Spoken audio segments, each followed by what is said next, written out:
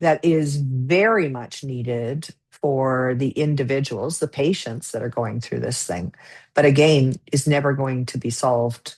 And so I'm really excited about, these tools not only are helping people that go through a healthcare crisis understand what they're doing or what's going on with them, but what's happening now is you see patients becoming builders. Welcome to App Minded, the podcast where I talk to women building things, often without a technical background. Today's guest, Ellyn, a tech marketer turned breast cancer patient turned founder, who built AskEllyn, the world's first AI companion for people impacted by breast cancer. We get into her diagnosis story, the human support gap in cancer care, and how that became her mission. And here is Ellyn. Hi everyone, I have a really special guest today, and I would actually like you to introduce yourself and let the audience know a little bit about yourself and your journey. Yeah, sure. I'm Ellyn Winters-Robinson. I'm a Canadian. I am a lady who had breast cancer. Unfortunately, 1 in 8 women will be diagnosed with breast cancer in their lifetime. I was diagnosed 4 years ago. Prior to that, I was a marketer in the tech space, marketer and advisor in the tech space. And the diagnosis subsequently led to the creation of something called AskEllyn.ai, which is the world's first AI companion for individuals impacted by breast cancer. Yeah. And so I've suddenly become not just a marketer to the tech world and to tech founders, but I am now a tech founder myself. And so Yeah. it's been a really interesting journey. Yeah, I can't wait to hear. There's a couple of questions later that I definitely want to talk about how the Yeah. empathy and AI and all the rest of it. But before Yeah. we Yeah. get Yeah. there, Yeah. can we just go all the way to the beginning? Hmm. Like this was not in your bingo cards in any way Nope. become an app builder and everything, but it started with the diagnosis. Yeah. So Yeah. if we go all the way there. Yeah, sure. So that was it's crazy how these dates are just burned in your brain. So it was March 10th, 2022. We were just kind of coming out of COVID. And even prior to that, I had found a lump in my breast in January and sort of sat on it for a few weeks and it wasn't going away. So I went to my family physician. It was actually weird. It was the first time we had ever met because she had just Yeah. taken over the practice. And she had referred me for a diagnostic mammogram. And so that was March the 10th. And so I went to the clinic and had a mammogram, and then they do an ultrasound as well. And I left and grabbed lunch, and I was on a call with a client. And about 4 o'clock in the afternoon, my phone rang, and it was my doctor's office. And unfortunately, we didn't connect with each other, and so I pretty much learned I had cancer through a voicemail. Oh, that must have Yeah, been tough. yeah, it wasn't fun because my Yeah. doctor on the voicemail says she wasn't going to be in the next day. It was a Thursday. Like these dates, Yeah. like dates are burned in your brain. And so I just remember running upstairs and literally like hiding under the covers. Yeah. And I didn't get to speak to her until Monday. And so I knew Yeah. based on, what she said on the phone that this was not going to be good. Yeah. So yeah, it was pretty agonizing. Yeah. So Yeah. from the moment you got diagnosis, then you get into treatment. Yeah, there's even a gap between that. So Okay. so you hear on the voicemail that you've been diagnosed with cancer, and then I spoke to her and confirmed that on Monday. And then there was this is the Canadian healthcare system, but Yeah. there was a 4-week wait Oh, until I could see a surgeon and have a biopsy yeah. because there's different types of breast cancer. So when they do a biopsy, they're really trying to identify what type of cancer you Yeah. have because there's different variations. And that 4 weeks was absolute hell. Like I lost 10 pounds in 4 weeks. I couldn't do anything. I was just paralyzed. I would sit on the floor just trying to get a breath. Like I felt like I had just been like punched in the gut and just had all the air sucked out of me all at once. And I had panic attacks. I was running around with cold packs on my chest. I couldn't eat. I was just it was just horrific. Mm. I did have the foresight to ask my doctor for some anti-anxiety meds, so I started Yeah. taking those right away. But yeah, that period of time, I remember thinking, God, I feel so alone. Even though Yeah. I knew that there's a lot of women out there that have breast cancer, but it is a very isolating experience to be in, and there's just no support for you in those early days at all. Yeah. So yeah, and then you have the biopsy, and then you have wait another. There's a lot of waiting in Mm. cancer diagnosis, and so there was another 2 week wait before I saw the surgeon. And then it turns out I had three tumors in my left breast, and so they had to then do an MRI, Yeah. and so we had to wait for that. So I didn't actually have surgery until the 31st of May. So Yeah. yeah, yeah. And then they were still not certain whether I was going to need any additional treatment. But after surgery, they had determined that I had some micrometastases to my lymph nodes. So I had two of the three lymph nodes that they checked had a little bit of cancer in them. Yeah. So at that point, they decided that I should do chemo. So I did chemo for 12 weeks, 12 weeks, 4 months of Mm. chemo, Yeah. and then radiation after that. So it was all told probably about 200 and almost close to 300 days of my life Yeah. were basically in the healthcare system going through this. So yeah, Yeah. And what I read from the questionnaire that you filled in before is like the medical side or the doctor side was okay, yeah, it but was you as great. a human was kind of Yeah, forgotten. exactly. Like the human behind the disease is like there's nothing for that one. There's nothing. It's I always say, and I find myself now at a lot of medical conferences, and I'm like, the human aspects of the diagnosis are out of scope. Yes. Like they're just so fixated on treating the disease, cutting the disease out, killing the disease. And yeah, the medical care is fantastic, and I had great care. But you get like 10 minutes with your doctor, and the doctors are pretty detached for the most part. They're not there to answer questions like, okay, what's going to be like when my hair falls out? And so Yeah. I kept turning to other women that I knew who had been through this, and they were giving me all this wisdom that just it wasn't things. It was important to me, but it wasn't important to the doctors, Yeah. in the course of my treatment. And so, what I've learned is that's pretty true, across the board. Like, and there's nothing for caregivers, so there's nothing for the family members.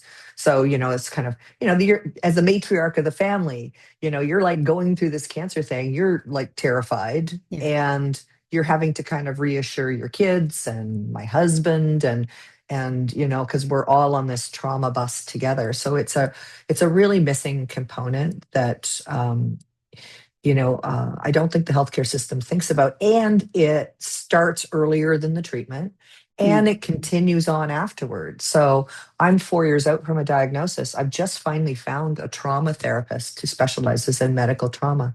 And all she has to do is say a couple of things to me, and I'm like bawling. Yeah. So it's still all in there, Yeah. and that's true of, I think, of anybody that goes through a Yeah. life-threatening illness. Yeah. So how at the time you didn't have the support, Mhm. did you what did you do to get some support? What was your I solution for I yourself? did a lot of phoning of friends. I did a lot of conversations with people. I joined support groups Yeah. on Facebook, but I pretty quickly retreated from those groups. So peer support is tricky in cancer Yeah. because everybody in there is suffering from trauma, Yeah. and so it's there's a lot of collective trauma Yeah. happening. Like I remember joining because I was terrified of a biopsy. And then I had some people tell me, like, I don't know, it's like pregnancy. They like to kind of get on the phone with you and tell you like the worst case Yeah. scenario situation, Yeah. Yeah. scare the crap out of you. So I did that, and I had supportive calls, and I had ones that were very scary. And then again, the trauma of these groups was just too much. There's too much emotion. So I pulled out of those because I was just, it was making me more scared. You do a lot of Googling, Yeah. which is not also good because you're going down a whole bunch of rabbit holes. I remember like looking at, what's my life expectancy and Yeah. what, you're thrust into this world that you've never really even thought about. I said it was like I was having to go to cancer university. I was having to learn terminology. I was having to like figure out what matters. People talk Yeah. about stage and type and all these things that I just had no idea. I bought Dr. Susan Love's breast book. I read that from cover to cover. So it was just all the analog things that I was doing, all the Yeah. sort of traditional supports, none of which was great. Yeah. Did you dabble into using AI as like in some form? Like, did you chat with ChatGPT or Claude or something Well, like that? Well, it was interesting because my diagnosis kind of predated ChatGPT Oh, coming yeah, into the yeah, world. yeah. So there was nothing, like, there was no AI at that Mm, point. So it was very much the analog. That didn't yeah, come until a year later. yeah, And so, I'm kind of like on, with what I've done with the AI was a little bit on the bleeding edge of yeah. agentic AI. I mean, things are moving very quickly, but yeah, so that didn't exist at the Okay, yeah, time. yeah, yeah. Yeah. Yeah. Yeah. So, um, so you had this experience at which point, what happened on the day you decided, like, I'm going to do something about this? I didn't get the support, but Yeah. what can I Yeah. And do? it wasn't really sort of one aha moment. It was kind of a progression of things. So I think it started with me making the decision that I would share my story. Yeah, I think that has to be the first place, and that started not long after my diagnosis. I actually took to Facebook and I had, shared with my friends that I had had this breast cancer diagnosis, and there was an aha moment there because I remember 17 of my friends all said, we're going to go for mammograms yeah, because for you, Ellyn, you know yeah. what? You're brave. You shared your story. We're going to go. And of those 17, two of those women were diagnosed with early stage breast cancer. And I went, Okay, yeah, oh, my voice, my story matters. I've been able to basically, and one of them is a very good friend of mine. And she said, you saved my life. Because she yeah, said she wasn't going for mammograms and she wasn't checking her own breasts. So she was in shock. So that happened. And then I'm a writer. So that's my profession. yeah. And so a friend of mine said, you should share your story. You should write a book. And Mm, I thought, I never thought about writing. Well, I guess I have, but I didn't know what I would write about. yeah. And so I had all these stories compiling in my brain. And so while I was in chemo, I actually started writing the book and Mm, I thumb typed it on my phone yeah. and just hipped up on steroids and everything else that they give you. And I remember seeing my oncologist at one point. I told her I was writing this book. And I said, I've literally run out of material because I had told the story right up to that point. Yeah. And she said, oh, we'll give you more material. So I'd written the book and then I kind of finished it. When I finished radiation, I kind of thought, well, that's a natural place to kind of end the book. And my intention there was that somebody could have this book and that it would give them comfort that there was another person that really understood their journey. And it's Yeah, been really nice. Like the book is out there on Amazon, and I'll get a woman every now and then who'll like post on Instagram and say, I'm reading this while yeah, I'm in chemo. And that makes me feel good, and it does. And people will say it feels like you're sitting right beside me. You yeah, understand what I'm feeling. And I also love that they give it to their husbands to read yeah, because it does give people a picture of what's going on inside the brain of somebody who's been diagnosed. yeah. So I wrote the book, and then it was actually about a year later. So then ChatGPT came out. And then I ended up bumping into a fellow who's in the tech world. And he was really intrigued by my story. And I sent him my book. And he kind of went into a fever dream. Again, I'm not a builder. Yeah. So he actually is the one who built the first version of Ask Ellyn. And I remember him starting to send me back responses. And I sent them to my daughter-in-law and she said, oh my God, it feels like I'm talking to you. And so Oh, then we kind of banded together. yeah, So these 35-year-old guys who, found this lady and yeah, thought that her story could be turned into an agentic AI. And so we all kind of came together and started and it was really just, it was kind of getting together and going, okay, well, let's see what we can do here. yeah, And we didn't really think it was going to be anything extraordinary. But I remember sending it to a clinician, a woman who runs breast imaging at a Toronto hospital. And she emailed me back. She said, "How soon can I get this?" Mm, And it was that point I was like, oh, mm. we've built something here that really matters. Yeah. And then the story's just kind of blown up since then. Yeah. Yeah, So you went from having a diagnosis into like a tech founder. That's a pretty exactly. pretty big Exactly. arc. Well, yeah, and it's a tech founder. I mean, I'm kind of a lunatic now because I just believe so clearly that there's a need for this. Yeah. And we've also now received $250,000 in research funding from the Canadian Cancer Society. So we're now partnered with researchers at Brock University, and so we have a national. It'll be the biggest study of its kind because there's really not a lot. There isn't any study that really looks at patient AI in patient hands. Mm, And so this is the first of its kind. And she has plans for more research. So we'll have clinical evidence by the fall, which if you're even healthcare adjacent, clinical evidence is yeah. just how that scientific community rolls.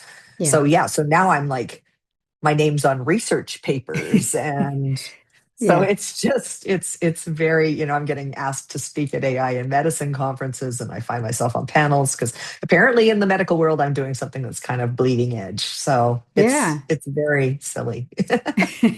No, I think it's amazing. I think that's the beauty, I think, with AI and all the rest Yeah. of it, that we only scratching the surface Oh, still. And what else can come up with personal experiences and people starting to build from there? What's happened then, either in life or work? Like it's completely, I'm amazed every time I hear somebody's idea. I'm like, but of course, it just makes so much sense. And it's like, why yeah. nobody did this before? Yeah, so there's a economist researcher at University of Waterloo who talks about phases of AI. And Mm, so we're still in pretty much phase one. Organizations, enterprises are still very much in phase one, which how can I use AI to automate a process or take a human out of the loop or yeah, whatever? It's kind of operational efficiency kind of thing. But he said the next phase of AI is this reimagining. And that to me is what really gets me excited. And that's, yeah, I kind of leapfrogged over because Ask Ellen, there's nothing. And the system the healthcare system will never solve for that human side of a diagnosis. yeah, They never will because it's just not, they just don't have the resources or the yeah, capacity to do it.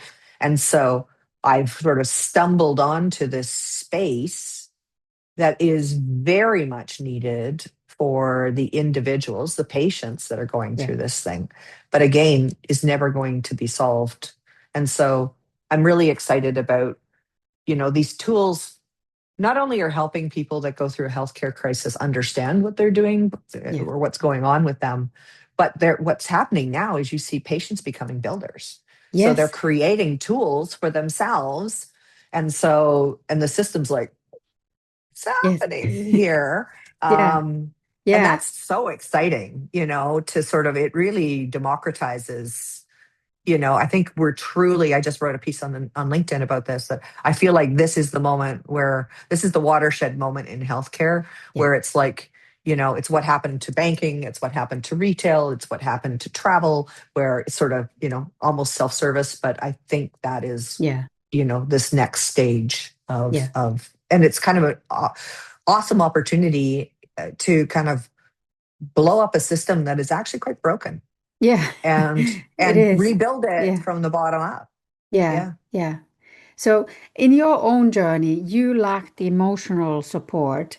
Um, how does Ask Ellen help that? Or like, can you talk a little bit about Yeah. the tool itself that people can Yeah. use or women can Yeah. use? Yeah. So the way it's constructed, it helps to understand that. So, because I get questions like, why is it any different than a Claude Health Yeah. or OpenAI Health? So the guys who helped me build this have now become their own company, and Yeah. they've created this platform. So it's called Gambit OS. The company's called Gambit. So Gambit OS is this platform that sits on top. It's a multimodal platform, so it allows you to swap models in and out Yeah. to get a desired effect. And then then the model, it's sort of a stack. And then the next stack up is my book. So that is provides that's the memory or the personality Yeah. that sits on top. And so the way I had written the book it was very hard on the sleeve. It was very much my humor, my emotions, my Yeah. feelings, my story really shone through in this book. And so I made it easy for them to bring me to life. But every response and every question goes in and out of the book. And Mm. so that's what brings this empathy and humanity and personality to the conversation that you're having and makes it really distinct and unique. And I think it's probably the first, I mean, there are others now that Gambit has built, but I think it was the first of its kind that really incorporated that lived experience. And that's something that, no bright, like somebody else could build a agentic AI for breast cancer, but unless they've actually lived that, they'll never feel the feels that I have, and so Yeah. that's what really brings it out. I was at a builder conference and I was speaking, and the one guy he made some statement about agentic AI can't be empathetic, and I was like, hold my beer. Um, but um, but then he came back to me and he said, no, he said it's not the agent that's empathetic, it's you. It's the Yeah. fact it's your personality baked into it, and that's who you are as a Yeah. human. And he says that's what makes it really special. Like I've Yeah. had, yeah, I have women who will like send me notes because I don't know who's using it. So we built on these principles where she's private. We don't collect any data. We don't Yeah. gather any information at all. So privacy first by design, and then we also made sure she's strictly non-medical. So it is Yeah. just the human side of the diagnosis. So if you ask a medical question, I'll only answer with lived experience, and then it must go back to, I always Yeah. refer back to a doctor. And but people will reach out, and I'll bump into somebody and say, oh, I have this new best friend, and I talk to her every day, and her name's Ellen, and it's just, it's kind of crazy that way. So Yeah. Did yeah. you, it is based on your book, but do you still need to like, did you have to put some guardrails so it doesn't go on Yeah. random things where it shouldn't? Like, Yeah. Yeah. how did you tackle that Yes. even? Yeah. So we do have some very, very strict guardrails. One of it is that she's non-medical. So Yeah. it will intercept any question that even smells of a medical inquiry. And again, we only answer with my lived experience, just as you would as a friend, Yeah. So, and I remember the guys just about killing themselves to make sure, like, she would never say, yes, you can take Tylenol. Like, it was like, Yeah. I took Tylenol. However, I'm not a medical doctor. You really should talk to your doctor before you do anything, And so that's Mm. probably the most critical guardrail. And that has really held up. So we recently licensed AskEllyn to Cigna Healthcare in the United States, big insurer, top 10 insurer. That's And we awesome. also did a global webinar with GE Healthcare, where Dr. Ilya, who's the chief medical officer at GE Healthcare, interviewed me and then interviewed the AI, which was very creepy. And our responses were identical. But so we've been through a lot of rigorous, Yeah. sniff testing to make sure, what do they call it? Red rooming, or I forget what it's called now. Yeah. Yeah. Yeah, and we ourselves, said the most horrific things in the world to her. Yeah. And so the non-medical, the other guardrail that it was such a clever guardrail. It's that she's always dignified. Mm. And so she's just, and supportive. And Yeah. so it she doesn't take you into this like place of collective trauma. You can say the most awful things to her and she'll always sort of rise above that, Yeah. and give you this response. So, you could say a horrific thing and she'll kind of tell you you're a bad human, but in a very dignified way. And Yeah. so those guardrails have really held up. I was talking actually to Pat, the CEO of Gambit, the other day, and he's like, we haven't had to touch it. Like, Mm. it's 2.5 years. I mean, my story hasn't really dramatically changed, so we haven't really needed Yeah. to enhance that knowledge. Yeah. But it's just holding up really, Mm. really well. Yeah. Yeah. So You said you haven't done many updates. Do you plan to do, or is it holding up on its own and that's It's totally holding up. fine? It's holding up on its own. I mean, if something significant happened in my life, Yeah. then obviously we could update it that way. I enhanced her knowledge. I wanted her to be smart about and very inclusive. So she understands like I'm not a Black woman, but she understands that journey. We've tested her around cultural appropriateness, and because Yeah. we've been used now in 100 countries, and so I've had Awesome. people, go and ask questions like, as a Nigerian woman would, or Yeah. and so she just that sort of empathetic, dignified. Like the really cool thing is the common denominator, no matter where you are in the world, treatments may change, access to care may change, but the emotions that you're feeling are universal. Mm. Yeah. Everybody really is sort of responding emotionally in the same way to this life-threatening diagnosis. And so that's the thing that is so, like, you can go and Yeah. I can go and talk to anyone that's had cancer, and I will just deeply understand each other, like, within a minute. Yeah. It's kind of it's this universal connection that we all feel. So I mean, one thing that I'm planning to enhance is, because of the clinical evidence study that we will have, I want to make sure that if anybody asked her, is there clinical evidence, I want her to know that Mm. she's been researched. So I Yeah. will be adding that at some Yeah. point soon. So yeah, Do you but think, yeah. otherwise, it's been fine. Yeah. Yeah. Do you think you would add more information? I know it's based on your book and your experience. Have you ever thought like maybe I should add somebody else's experience, or is it like, Yeah. you know, So that's a great question. And I've had it often, mm, like, could we, because my journey is my journey yeah, and it's different, and everybody's journey is different in breast cancer.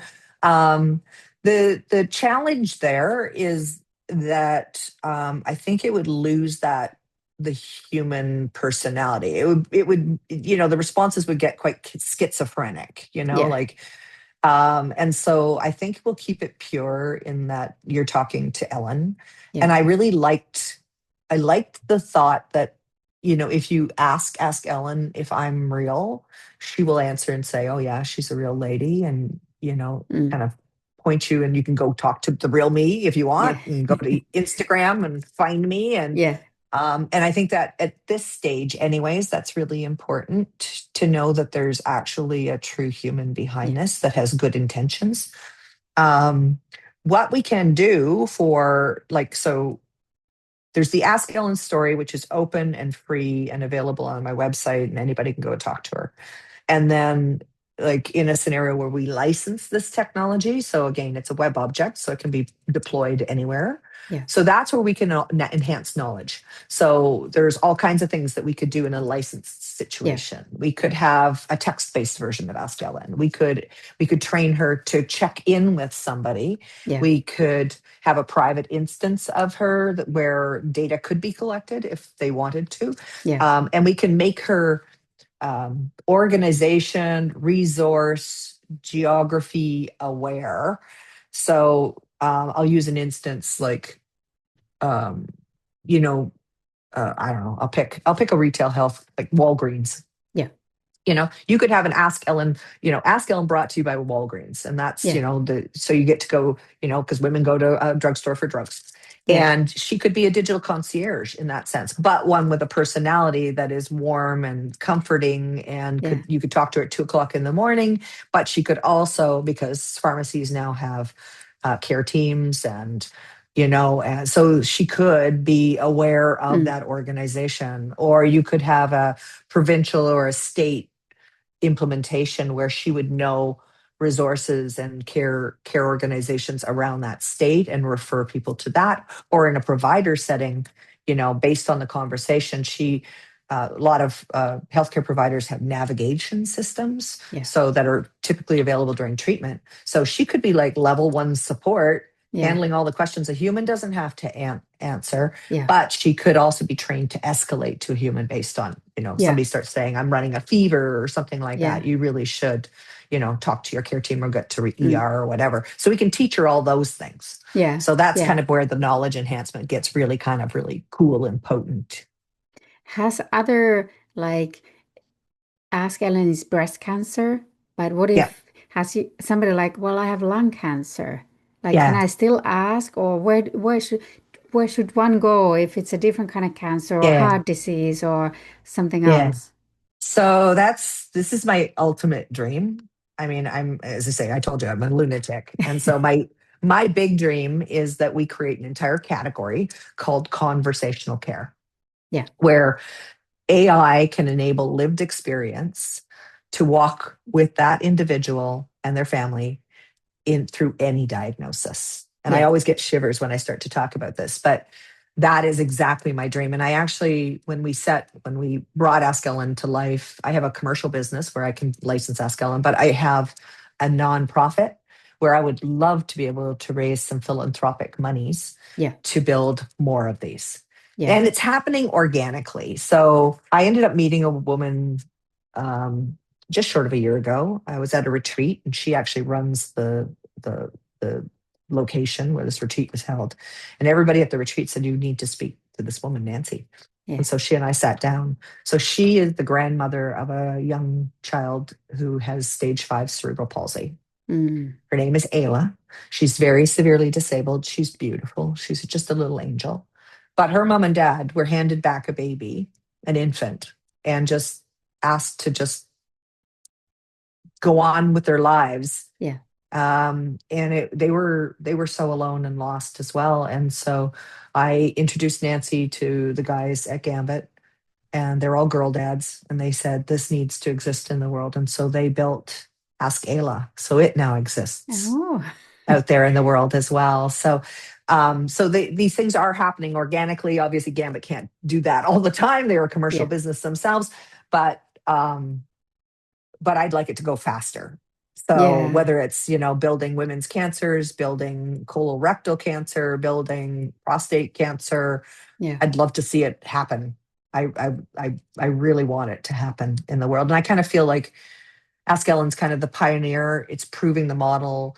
We yeah. got the clinical evidence now behind it to show that this is important. But I think that clinical evidence will be applicable and will help other um, you know, hopefully get, the funding to be able to build more of these things. I'm not signing up for any more cancers, but Yeah, yeah, nor, no, nor no more nor would personal experience. yeah, exactly. Nor would I be very credible if it was like, I don't know, prostate or testicular cancer. But I have lots and lots of people who would love to, Around. like on the patient Yeah, side, who would love to see that happen. I just don't want patients to pay to build it. yeah, yeah, Right. So yeah. So yeah. yeah. Yeah. We're just a Oh, little ahead of the curve, I think. yeah. What kind of feedback have you got from women now Oh, around the world? Like, yeah. Yeah, it's again, I don't know who's using it because it's so completely private, and so yeah, it's kind of like user agnostic. But I do get people that reach out to me. We have a feedback toggle, yeah, and it's been just tremendously. Like I had one woman reach out to me on Instagram, and she just said, "I'm laying in my hospital bed after having my mastectomy," and she said, "You just keep going. You have no idea how mm, important this is." And then there was a story, a woman reached out to me and she said, "I want to thank you for what you built." She said, "I was getting ready to take a shower for the first time after my surgery, and I was mm, taking my bandages off, and I was going to see my scars for the first time." And she said, "I went to your AI and we talked, and we had a lot in common." mm. She knew I was a D cup. I'm a flatty now. I don't have boobs anymore. But she said, she said, you were, and I heard you were, I knew you were athletic. Because again, my AI is telling her all this stuff Yeah, about me. yeah, And she said, "You got me through that moment." And that story really resonated with me because it was a really good illustration of why this needs to exist, because that's the lonely moment, where you're all alone in the bathroom, your family's not there with you, no doctor or nurse is going to be there with you. And so that, that really moved me. And I always go back to that story and think that's exactly what she was there for. So yeah, yeah. Yeah. yeah. Yeah. And So, and clinicians love her, nurses love her, yeah, doctors love her because she's not threatening to them. And they do somewhat realize that, people are pretty emotionally devastated, yeah, and they know they can't solve for that. So, Yeah. yeah. So it's like listening to your journey, it's like um, you went from the worst thing that happened to you in your life, maybe the best. Yeah. Yeah. Yeah. Isn't it crazy? Yeah. It really is. It's they call it post-traumatic growth. And Mm, it does happen. Like, yeah. there were like the people that were on the plane that landed in the Hudson River and survived. Yeah. And they all went on and like walked away from careers and just went, I'm meant to do Yeah. something more meaningful. And that's where the lunatic comes in. I'm like, I Yeah. feel like I've suddenly turned into this like evangelist, but I know what I'm doing is important. Mm, And I feel really called yeah. to it. It's been bewildering for my family, but Yeah. um, I think when you face a diagnosis and you sort of you come face to face with your mortality, and I don't know how much longer. I mean, I don't know, right? Everybody that Yeah. has had cancer expects it to come back at some point, and Yeah. unfortunately, you live in this world where it does. And I have friends who have stage 4 cancer, and so that's just the world I'm now in, and Yeah. so I want to do something really meaningful. Yeah. I mean, I guess it's kind of weird. At some point, I will be gone. And people will still go talk to AskEllyn. Yeah. Yeah. It's a So legacy. it's a legacy thing for me. Yeah, Yeah. exactly, exactly. And that's why I'm, like the typical startup founder route is, oh, I'm going to go raise capital, and I'm going to, and I've opted out of that Yeah. because I don't ever see an exit for this Yeah. in and so I have to figure out how to make this. I kind of shot myself in 2 feet, right? I'm like, I'm not going to raise financial capital, and I'm also not going to charge for this thing. Yeah. I don't want any patient or caregiver to use it, so I have to go the licensing route. Yeah. So I'm still waiting for others to sort of come to see the vision here, but Yeah. yeah. Yeah. And right before we started recording, we were just chatting away, and you made a great comment about um, what kind of businesses or apps and things women build versus men. Yeah.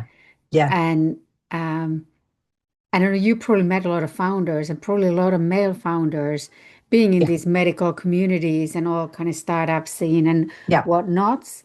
How do you see the difference between men and women running a business or an Yeah, app? yeah, and I've seen, because I am a advisor to startups, so I see a lot of tech Mm, founders, right?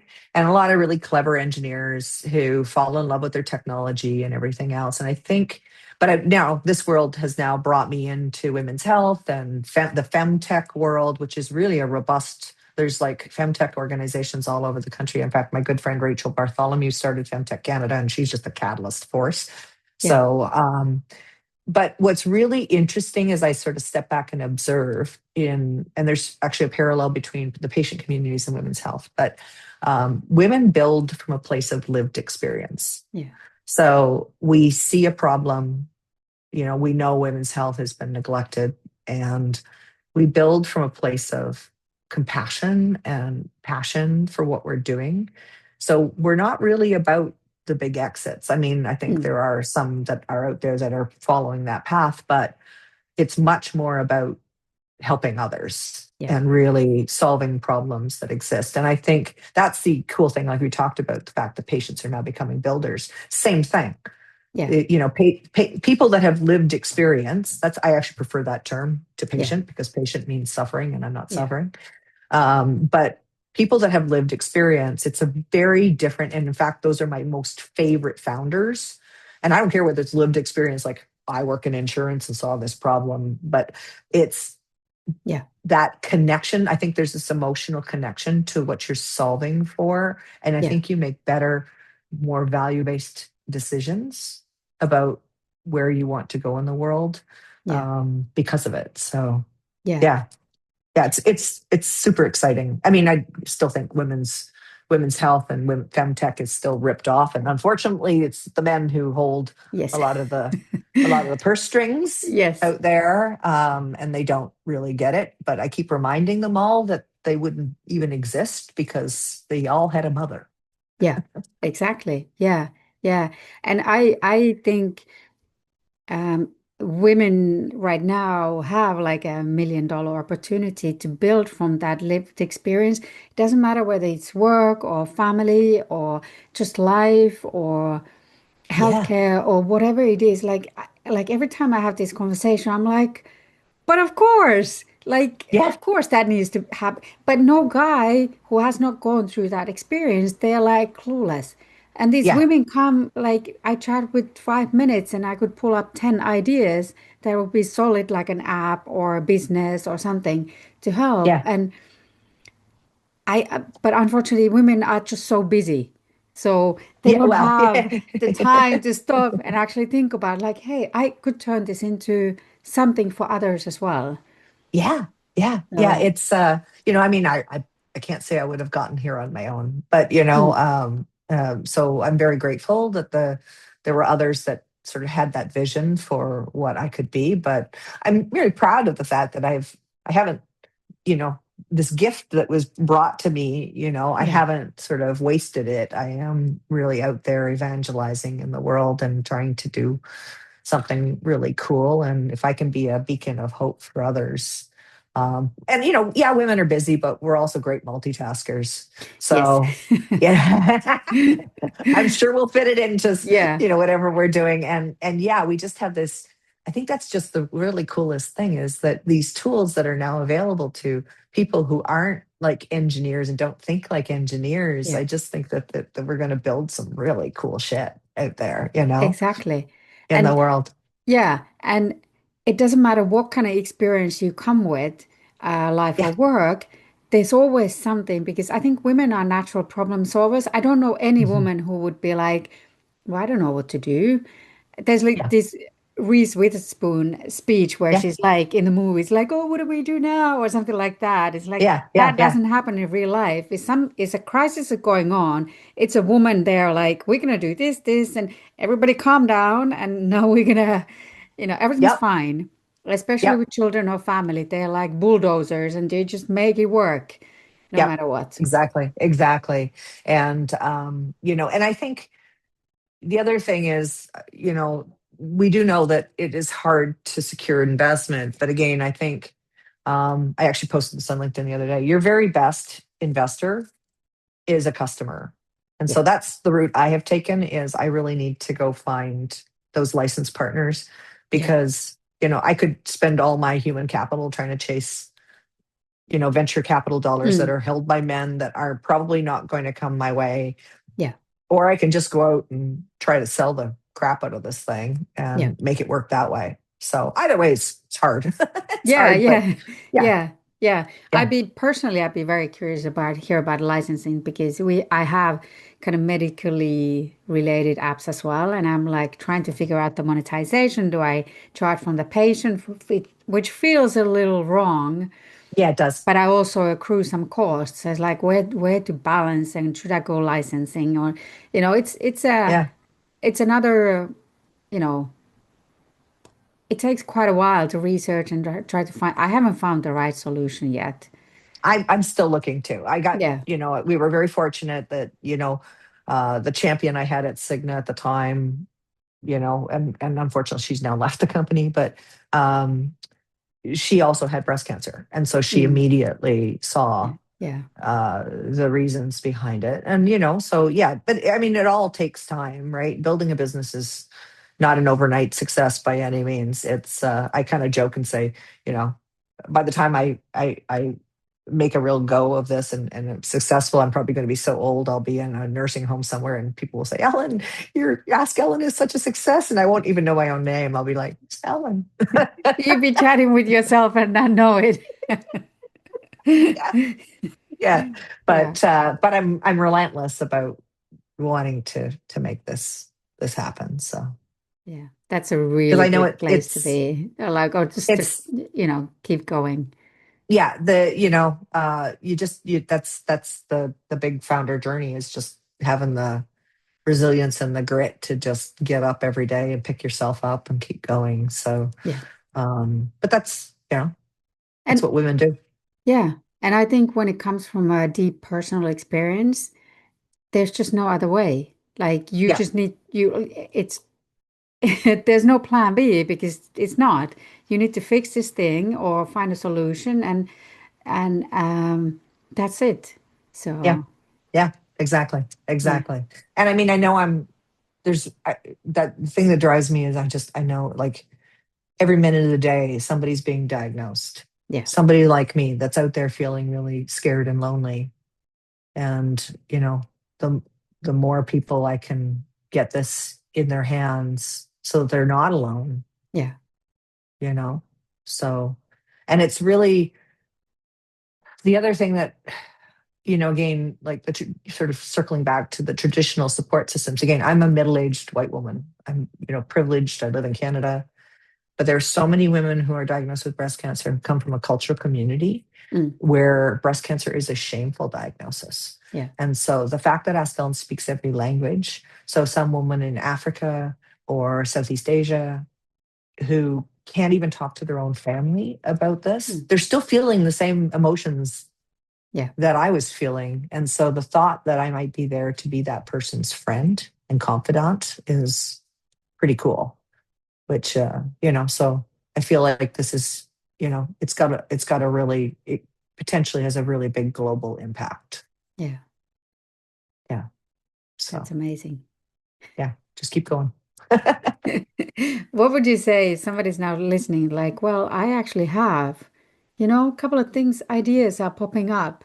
Like, what do you think? What would you say to somebody who's listening and have a couple of ideas? What should they you do? know so I mean, I guess the first thing I would do is you never want to fall too in love with your technology or your idea. So we always guide our startup founders to really get out and talk to the market as much as possible. So you want to be constantly curious. And you want to make sure, I mean, this is what they call product market fit, but Yeah. you need to make sure that this is not something that is just uniquely you. So Mm, making sure that you really do your homework, do your yeah. research and if those curious conversations are turning into, wow, I think I would love that. If you built that, I would use it. Then you're on to something. So that's the Yeah. first step I would take. Be prepared that it's a lot longer and harder to build things than you ever anticipated it's going to be. Mm, um, and you really have to put yourself out there, yeah. so you need to sort of vulnerably share your story if it's a connection to some kind of lived experience, because that's what is quite attractive. Actually, there's so much posturing going on out there in the world. Yeah. So being authentic and real and vulnerable is, people, it brings the guard down. Yeah. And especially now with the age of AI, Yeah, when you can spit out live, like copy of your voice and your video and yeah, you can fake everything. yeah, Somebody coming up with real and be themselves. I think it's going to be pretty, I don't know, it's going to be unfortunately very unique in the yeah, next and few years rare. because Yeah, yeah, everybody's going to just use AI and, yeah, yeah, so yeah, yeah.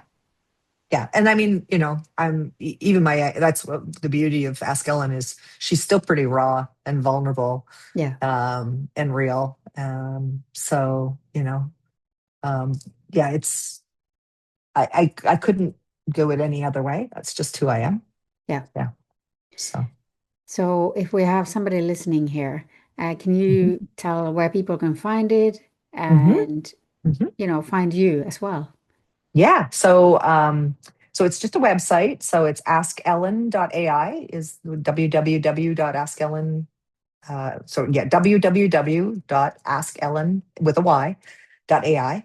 And the chat is available just right off the homepage. You can go and talk to her. Again, it's free, it's private. So always will be. That's the promise I make. And then I'm also available on LinkedIn if you want to connect with me professionally. I'm Ellyn Winters-Robinson there. And then if you want to check with me out on LinkedIn or on Instagram, I have both Ask Ellen and Flat Please. Flat Please is my very vulnerable, crazy, lots of weird chemo hair growth type breast cancer stuff going on. And then I'm also on Ask Ellen on TikTok as well. So, but yeah, Instagram, LinkedIn are sort of probably my two primary platforms. So Awesome. Thank you very much. It was really, really lovely to hear your story. And I can't wait to see what happens and follow your thank you. journey going forward. I mean, you've gone, it's an amazing arc already. Like, where does it go next? Because I know it's gonna go big anyway. So I'm hoping from your lips to God's ears. yes.